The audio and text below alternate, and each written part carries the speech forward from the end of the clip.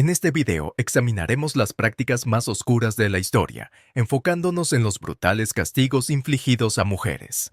Desde la lapidación y la quema en la hoguera hasta dispositivos de tortura como el burro español, estos ejemplos revelan la crueldad humana y las desigualdades de género. Acompáñanos en este recorrido por un pasado inquietante que nos invita a reflexionar sobre la dignidad y los derechos individuales. Si te gusta este tipo de contenido, suscríbete a nuestro canal, es gratis. Ahora sí, comencemos. Número 10. Vendar los pies. Vendar los pies es una práctica que se originó en China y no fue necesariamente diseñada con la intención de torturar, pero resultó en un sufrimiento significativo para muchas mujeres. Este proceso de embellecimiento comenzó con niñas, a menudo de tan solo 4 o 5 años, obligándolas a soportar una vida de dolor y discapacidad. Las familias adineradas vendarían los pies de sus hijas para mejorar sus perspectivas de matrimonio, creyendo que los pies pequeños y delicados, conocidos como pies de loto, eran el epítome de la belleza. Las medidas ideales eran el loto dorado de 3 pulgadas y el loto plateado de 4. Cualquier cosa más grande se consideraba un loto de hierro, lo cual era inaceptable. La atadura implicaba envolver los pies firmemente con tela de seda, lo que provocaba que los huesos se rompieran y los arcos se deformaran. Esta brutal costumbre duró más de 1000 años y se cree que se originó durante el reinado del emperador Li de Tang del Sur. Durante el siglo XIX, se convirtió en un símbolo de estatus entre las familias adineradas que impulsaban esta práctica. A finales del siglo XIX, los activistas comenzaron a expresar su oposición, lo que culminó con la prohibición de vendar los pies en 1912. Aunque la práctica se desvaneció significativamente, algunos informes indican que algunas mujeres continuaron haciéndolo en secreto hasta el último caso registrado en 1957. Para entonces, muchas expresaron su pesar y reconocieron que simbolizaba subyugación en lugar de estatus. Número 9. Corsés. Similar a la práctica de vendar los pies, los corsés han sido utilizados históricamente para imponer ideales de belleza poco realistas a las mujeres. Estas prendas fueron diseñadas para moldear y dar forma al torso en una silueta codiciada, típicamente una figura de reloj de arena con una cintura más pequeña y un busto realzado. Aunque tanto hombres como mujeres han usado corsés, estos se asociaron particularmente con la moda femenina. La historia de los corsés se remonta aproximadamente a 500 años, con sus primeras referencias como estancias que aparecieron en el siglo XVI, especialmente durante el reinado de Catalina de Médici en Francia. A las mujeres con cintura más gruesa se les prohibió asistir a la corte. No fue hasta el siglo XVIII que los corsés ganaron gran popularidad como prendas interiores. Desafortunadamente, los corsés con cordones apretados podrían provocar complicaciones graves para la salud. Restringían la respiración y provocaban desmayos. Su uso prolongado podía causar deformidades en las costillas y comprimir los órganos internos, lo que provocaba problemas digestivos. Número 8. La silla de hierro. La silla de hierro se erige como una de las formas más espantosas de tortura, utilizando fuego e instrumentos cortantes para infligir dolor severo. Este método involucraba una silla diseñada específicamente con una serie de púas afiladas. Aunque ambos géneros podían ser sometidos a este horrible castigo, estaba dirigido principalmente a mujeres por diversos presuntos delitos. Las víctimas eran obligadas a sentarse en esta cruel silla durante horas, lo que eventualmente provocaba la muerte por sangrado. La silla se usaba frecuentemente para delitos como el adulterio, la brujería y el asesinato, especialmente durante la Edad Media, y persistió en Europa hasta finales del siglo XIX. Según informes, se empleó un instrumento similar en China entre 1701 y 1900, construido de madera y equipado con hojas de acero estratégicamente colocadas. A lo largo de la historia, este método también se utilizó para extraer confesiones. Número 7. La rueda de Catalina. La rueda de Catalina es un notorio instrumento de tortura que lleva el nombre de Santa Catalina de Alejandría. Según la leyenda, cuando fue sentenciada a muerte, tocó la rueda y la rompió. Finalmente encontró su fin decapitada. Su historia continúa resonando a través del tiempo, inspirando relatos artísticos sobre su martirio. En ella, la rueda misma podía estar equipada con púas y las víctimas estaban atadas a su marco. En este horrible castigo, se utilizaban garrotes u otros instrumentos para aplastar sus extremidades, lo que provocaba una muerte tortuosa y agonizante que podía durar días. La rueda de Catalina se utilizó en toda Europa y también en la América colonial, donde cobró la vida de varios individuos esclavizados. Más allá de su espantosa historia, se ha hecho referencia a la rueda en varios contextos culturales, incluidas canciones, novelas y terminología de gimnasia. Además, muchas organizaciones, individuos y lugares cuentan con ruedas de Catalina en sus escudos de armas, simbolizando su complejo legado. Número 6. El destripador de senos. El destripador de senos era un dispositivo horrible diseñado específicamente para infligir un dolor insoportable a las mujeres. Como su nombre indica, esta herramienta se usaba para mutilar a víctimas femeninas que a menudo incluían acusadas de adulterio. Este instrumento constaba de 4 garras diseñadas para desgarrar la carne. Las mujeres sometidas a este brutal castigo eran frecuentemente madres solteras o acusadas de adulterio. El objetivo principal de este espantoso método no solo era infligir sufrimiento intenso, sino también dejar marcas permanentes en los cuerpos de las víctimas. Este dispositivo personificó las medidas extremas tomadas para castigar a las mujeres por sus transgresiones percibidas, reforzando las normas sociales que dictaban el comportamiento femenino en ese momento. El trauma psicológico que sufrieron quienes experimentaron el destripador de senos fue inmenso y sirvió como un duro recordatorio de las realidades brutales que enfrentaron las mujeres a lo largo de la historia. El uso del destripador de senos ilustra el contexto más amplio de misoginia y violencia contra las mujeres. Durante la Edad Media, las opiniones sociales sobre las mujeres estaban impregnadas de vergüenza y represión, lo que llevó a severos castigos para aquellas que desafiaban las convenciones. El adulterio era frecuentemente recibido con condena pública y retribución brutal, mientras que las madres solteras enfrentaban duras penas por el estigma social. El destripador de senos fue uno de los muchos instrumentos diseñados para afirmar el control sobre los cuerpos de las mujeres y reforzar los valores patriarcales. Los relatos sobre este dispositivo y su uso se basan principalmente en textos históricos y folclore, reflejando prácticas reales que apuntaban a infundir miedo y mantener el orden social. Además del castigo físico, las mujeres podían enfrentar otras formas de tortura, como ser quemadas en la hoguera o sometidas a vergüenza pública. Estas medidas punitivas contribuyeron a una cultura de silencio en la que se disuadía a las mujeres de hablar. El legado de tales dispositivos continúa resonando en los debates contemporáneos sobre la violencia de género y el tratamiento hacia las mujeres. Los esfuerzos para desafiar la misoginia y empoderar a las mujeres son fundamentales para desmantelar los restos de estas estructuras opresivas en tiempos modernos. El horror de instrumentos como el destripador de senos sirve como un potente recordatorio del pasado, enfatizando la necesidad de una vigilancia continua contra la violencia de género. La educación juega un papel vital en la transformación de actitudes sociales, fomentando la empatía y promoviendo la igualdad. Al examinar la historia y reconocer el sufrimiento de las víctimas, podemos fomentar una sociedad más compasiva y comprometida con la protección de los derechos y la dignidad de todos. Número 5. La lapidación. La lapidación es un castigo que es a la vez directo y brutal. Implica que una multitud arroje piedras a un individuo hasta que sucumba a sus heridas. Varios textos religiosos han abogado históricamente por esta forma de castigo para una variedad de delitos, que incluyen violaciones graves como violar el sábado, maldecir a Dios, rebelarse contra los padres, participar en incesto o cometer adulterio. Aunque muchas personas asocian la lapidación con la historia antigua, sigue siendo un castigo contemporáneo en ciertas naciones. Países como Arabia Saudita, Irán, Sudán, Somalia y Yemen todavía imponen esta práctica bárbara. El derecho internacional condena inequívocamente la lapidación. Las Naciones Unidas la han destacado como una forma de tortura o trato cruel, inhumano o degradante.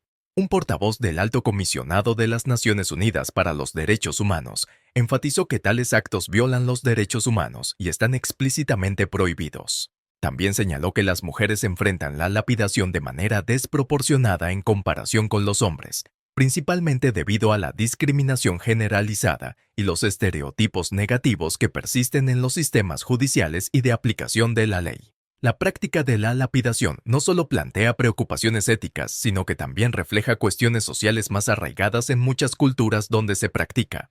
A menudo se utiliza como medio para controlar el comportamiento de las mujeres y hacer cumplir normas patriarcales. Por ejemplo, las mujeres acusadas de adulterio pueden ser castigadas severamente mientras que los hombres en situaciones similares a menudo evaden la justicia o enfrentan penas significativamente más leves. Esta disparidad de género subraya las desigualdades sistémicas inherentes a los marcos legales de estos países. Los orígenes de la lapidación se remontan a códigos legales antiguos, incluido el Código Babilónico de Hammurabi y varios textos de la Biblia hebrea. La práctica ha evolucionado con el tiempo y, en ocasiones, se justifica mediante interpretaciones de la doctrina religiosa. Sin embargo, muchos estudiosos sostienen que estos textos deben contextualizarse dentro de sus entornos históricos en lugar de aplicarse literalmente en la sociedad moderna.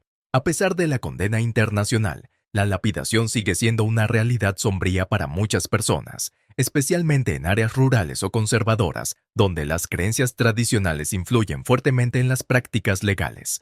Grupos de defensa como Amnistía Internacional y Human Rights Watch han trabajado incansablemente para crear conciencia sobre las injusticias de la lapidación y presionar a los gobiernos para que abolieran esta práctica.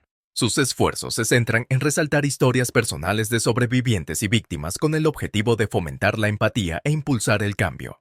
Además, la comunidad global ha visto algunos avances positivos. Algunos países han tomado medidas para reformar sus sistemas judiciales y eliminar la lapidación como castigo. Por ejemplo, el gobierno marroquí ha propuesto reformas a su ley de familia, que históricamente ha impuesto duras penas por delitos morales. Estos cambios reflejan un creciente reconocimiento de los derechos humanos y la necesidad de marcos legales más equitativos. En conclusión, la cuestión de la lapidación sirve como un crudo recordatorio de la lucha actual por los derechos humanos y la necesidad de una continua defensa contra las prácticas arraigadas en la discriminación y la violencia. La esperanza es que todas las formas de castigo inhumano, incluida la lapidación, queden relegadas a los anales de la historia, allanando el camino para un futuro basado en dignidad y respeto por todos los individuos. Número 4. El matrimonio republicano. El concepto de matrimonio republicano es tan inquietante como peculiar. Este castigo implicaba desnudar a un hombre y algunos relatos sugieren que la pareja condenada fue obligada a permanecer desnuda y atada durante un periodo prolongado, lo que aumentaba su humillación y vergüenza. Este castigo se infligía con frecuencia a personas como sacerdotes y monjas durante el caótico periodo de la Revolución Francesa, entre 1790 y 1794, bajo las órdenes del portador Jean-Baptiste Carrier. A pesar de su notoriedad, muchos historiadores expresan escepticismo sobre la ocurrencia real de matrimonios republicanos. Informes de Francia durante este tiempo mencionan tales eventos, pero nunca han surgido relatos verificables de testigos presenciales. La falta de pruebas concretas llevó al fiscal asistente en el juicio de Carrier a desestimar las acusaciones sobre matrimonios republicanos como poco confiables. A pesar de ello, las pruebas que rodeaban el reinado del terror fueron suficientes para que Carrier y varios de sus asociados recibieran sentencias de muerte. El término matrimonio republicano parece burlarse del concepto tradicional del matrimonio. La literatura de esa época describe cómo los padres se horrorizaron cuando sus hijos decidieron planear una boda republicana en lugar de una ceremonia convencional. La práctica del matrimonio republicano fue sancionada por la Iglesia y simboliza las medidas extremas tomadas durante el reinado del terror, donde los líderes revolucionarios buscaron erradicar la influencia de la Iglesia y las normas sociales tradicionales. Los revolucionarios consideraron tales actos como necesarios para promover un nuevo orden basado en la razón y el secularismo, al humillar públicamente a los individuos que representaban el antiguo régimen. Pretendían demostrar su compromiso con los ideales revolucionarios y desafiar el status quo. Además, la noción de matrimonios republicanos resalta la atmósfera de miedo y sospecha que caracteriza este periodo, ya que el gobierno revolucionario estaba profundamente paranoico. Las actividades contrarrevolucionarias llevaron a una persecución generalizada de aquellos considerados enemigos del Estado, quienes a menudo enfrentaron castigos brutales por su supuesta afiliación con el antiguo régimen. El concepto de matrimonio republicano se convirtió en una forma de espectáculo público y control. A pesar de la ambigüedad que rodea a los casos reales de matrimonios republicanos, algunas de estas medidas punitivas perduran en los debates sobre la naturaleza del poder y la opresión, sirviendo como recordatorios de cómo los movimientos políticos pueden conducir a la deshumanización de las personas en nombre de la ideología. Además, el término matrimonio republicano ha evolucionado en el discurso moderno para representar la intersección de la identidad política y las normas sociales. Los académicos y comentaristas a menudo utilizan el término para discutir temas contemporáneos relacionados con el control estatal del matrimonio y la autonomía individual, reflexionando sobre cómo las lecciones de la historia continúan resonando hoy en el discurso sobre los matrimonios republicanos. También se conecta con conversaciones más amplias sobre la evolución del matrimonio en sí. La tensión entre las uniones sancionadas por el Estado y las elecciones personales ha persistido a lo largo de la historia, manifestándose de diversas formas en diferentes culturas mientras las sociedades lidian con cuestiones de igualdad en el matrimonio y derechos individuales. Las prácticas pasadas como el matrimonio republicano nos recuerdan la importancia de proteger las libertades personales contra regímenes opresivos.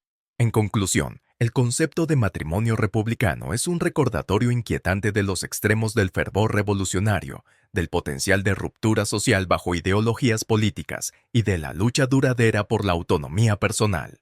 Número 3. El burro español. El burro español, también conocido como caballo de madera o chevalet, fue un dispositivo notorio empleado durante la época medieval y particularmente durante la Inquisición española. También se utilizaron métodos similares con los esclavos liberados después de la Guerra Civil. Este tortuoso artilugio presentaba una cuña triangular sostenida por 2 o 4 patas. La víctima, típicamente una mujer, se veía obligada a montar a horcajadas sobre el extremo afilado que a veces tenía púas, lo que provocaba lesiones graves en la parte inferior del cuerpo. A menudo, aquellos sometidos a esta forma de castigo se encontraban incapaces de caminar sin un dolor insoportable. En casos trágicos, una víctima podía morir por pérdida de sangre. A las mujeres que se consideraba que habían cometido delitos mayores se les agregaban pesos en las piernas, causando daño a sus huesos y órganos internos. Una vez atadas al dispositivo, las víctimas eran desfiladas por la ciudad antes de enfrentarse a más humillaciones, incluyendo ser cubiertas de alquitrán y emplumadas. El burro español se empleaba a menudo como método de tortura tanto psicológica como física. La humillación de ser exhibido en público estaba diseñada para servir como disuasivo para otros que pudieran considerar desafiar las normas sociales o la autoridad. Este método era particularmente común durante la Inquisición española, donde las acusaciones de herejía, brujería e infidelidad podían conducir a castigos brutales. La Inquisición buscaba no solo castigar, sino también intimidar utilizando tales dispositivos para reforzar el poder de la Iglesia y el Estado sobre los individuos. Además, este dispositivo resalta la naturaleza de género del castigo durante este periodo.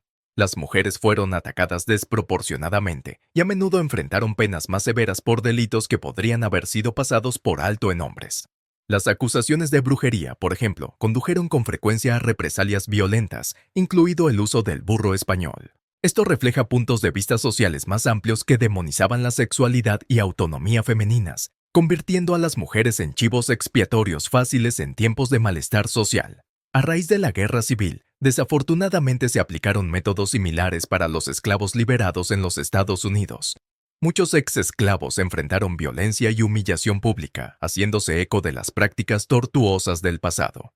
El burro español no es únicamente una reliquia del pasado.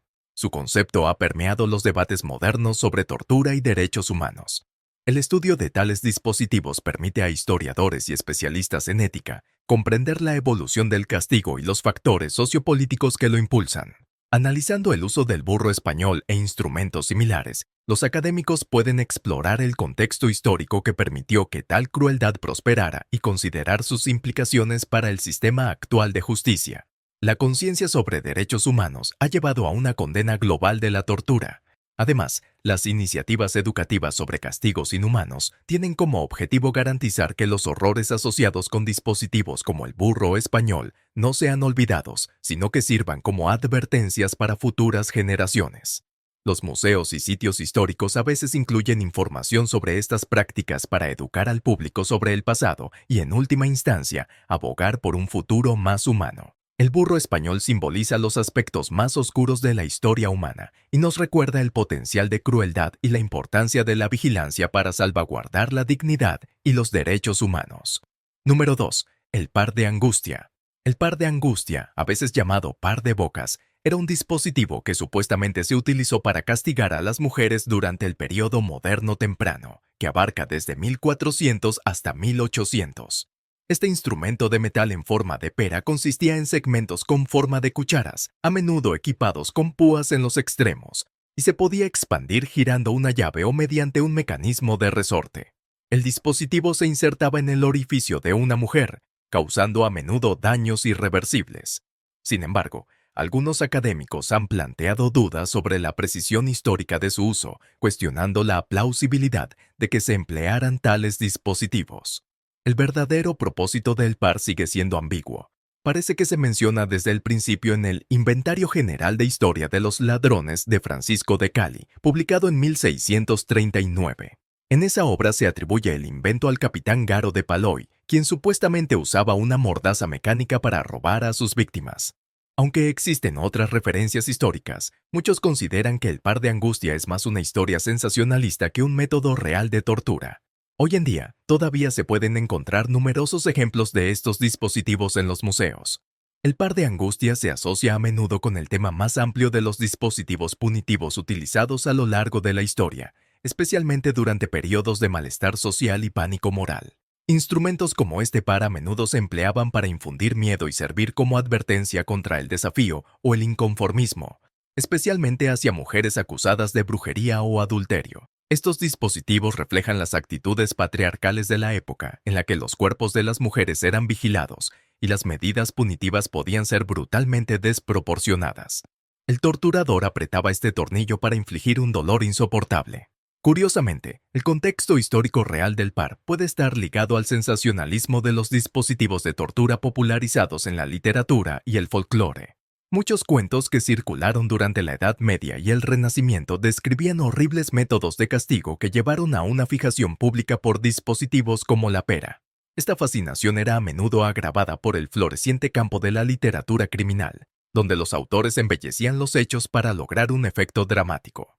A pesar de la ambigüedad que rodea su uso histórico, el par de angustia se ha vuelto emblemático de los aspectos más oscuros del pasado humano. Su inclusión en películas y literatura de terror modernas demuestra cómo tales instrumentos pueden evocar poderosas respuestas emocionales que sirven como metáforas del control y el sufrimiento. Además, el par de angustia se incluye a menudo en debates sobre la historia de la tortura y el castigo, llamando la atención sobre cómo las sociedades han lidiado con problemas de moralidad y justicia a lo largo del tiempo. Estas conversaciones suelen centrarse en las implicaciones éticas del castigo y la importancia de los derechos humanos, reflejando una creciente conciencia sobre la necesidad de compasión y justicia en todas las sociedades.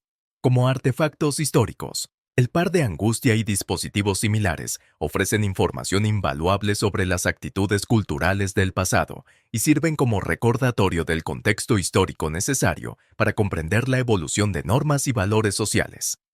Número 1. Quemar en la hoguera. Quemar en la hoguera es un método de ejecución con raíces que se remontan a la antigua Babilonia en el siglo XVIII a.C. Esta forma de castigo reapareció en varios momentos históricos, especialmente en el antiguo Egipto, la antigua Roma, la Europa medieval y durante la Inquisición española. Las mujeres a menudo eran condenadas a este horrible destino debido a presuntos delitos, creencias religiosas o su origen étnico. Una de las figuras más infames ejecutadas así fue Juana de Arco. La práctica persistió en América colonial. Sin embargo, cabe señalar que ninguna mujer acusada de brujería en Salem, Massachusetts, enfrentó este destino, sino que fueron ahorcadas. La primera mujer registrada ejecutada por fuego en América fue una sirvienta llamada María, acusada de quemar 2 casas. Según archivos sobre ejecuciones estadounidenses entre 1600 y 1902, el último caso conocido involucró a otra mujer negra en 1805. La última mujer supuestamente condenada a ser quemada en la hoguera fue durante la Inquisición española en 1826, lo cual parece impactante dada su proximidad a la historia moderna. En algunos casos, los condenados tenían una cuerda atada alrededor del cuello para estrangularlos antes que las llamas llegaran a sus cuerpos. Sin embargo, no todas las víctimas fueron tan afortunadas. En el caso de Catherine Hayes, por ejemplo, el incendio se inició prematuramente y provocó una muerte lenta y agonizante. Por otro lado, algunos condenados recibieron bolsas de pólvora atadas a sus piernas y brazos, con la intención de acabar con sus vidas más rápidamente mediante este método. Sin embargo, esto tampoco era confiable debido a las condiciones ambientales. El contexto histórico que rodeó las ejecuciones por quema revela mucho sobre los valores y temores sociales en diferentes momentos. Durante la Edad Media, por ejemplo, quemar se asociaba frecuentemente con herejía y brujería, reflejando miedos profundamente arraigados hacia lo desconocido y un deseo por mantener el orden social mediante castigos brutales. La caza de brujas europea durante los siglos XVI y XVII ejemplifica esto. Miles fueron ejecutadas con este método favorito que simbolizaba purificación a través del fuego. Curiosamente, algunas culturas veían la quema como un medio para liberar al alma del condenado o purificarla antes del juicio final. Como medio de castigo y forma de proteger a la comunidad, se creía que ejecutar a las brujas por fuego libraría a la sociedad de las influencias malignas. Sin embargo, este razonamiento condujo a la pérdida de muchas vidas inocentes, a menudo basándose en pruebas endebles. Con el tiempo, la histeria cambió las actitudes hacia dicha ejecución, lo que llevó a su declive. El siglo de las luces en el siglo XVIII trajo nuevas ideas sobre la justicia y los derechos humanos que desafiaron la moralidad de métodos tan brutales. Este cambio de perspectiva contribuyó en última instancia a la abolición de la pena capital en muchos países. Hoy, arder en la hoguera sigue siendo un símbolo de los aspectos más oscuros de la historia humana. Un acto arraigado en el miedo, la incomprensión y el control social. Sirve como un recordatorio de la importancia del debido proceso y la necesidad de proteger los derechos individuales contra injusticias. El legado de este método de ejecución continúa generando debates sobre la ética de la justicia y las consecuencias del pánico social. Las preguntas sobre qué llevó a la gente a infligir estos castigos a las mujeres siguen siendo relevantes hoy en día. La historia nos muestra cómo el miedo y la ignorancia pueden llevar a sociedades enteras a cometer atrocidades en nombre de la justicia. La caza de brujas, que tuvo lugar principalmente entre los siglos XV y XVII, es un claro ejemplo de cómo las creencias supersticiosas y los miedos sociales pueden desencadenar persecuciones masivas. En este contexto, las mujeres eran frecuentemente vistas como chivos expiatorios, acusadas de brujería sin pruebas sólidas y sometidas a castigos extremos. Cuéntanos tu opinión en la cajita de comentarios. Si te ha gustado el video, dale like, suscríbete y no te olvides darle a la campanita para que no te pierdas próximos videos como este. Hasta la próxima.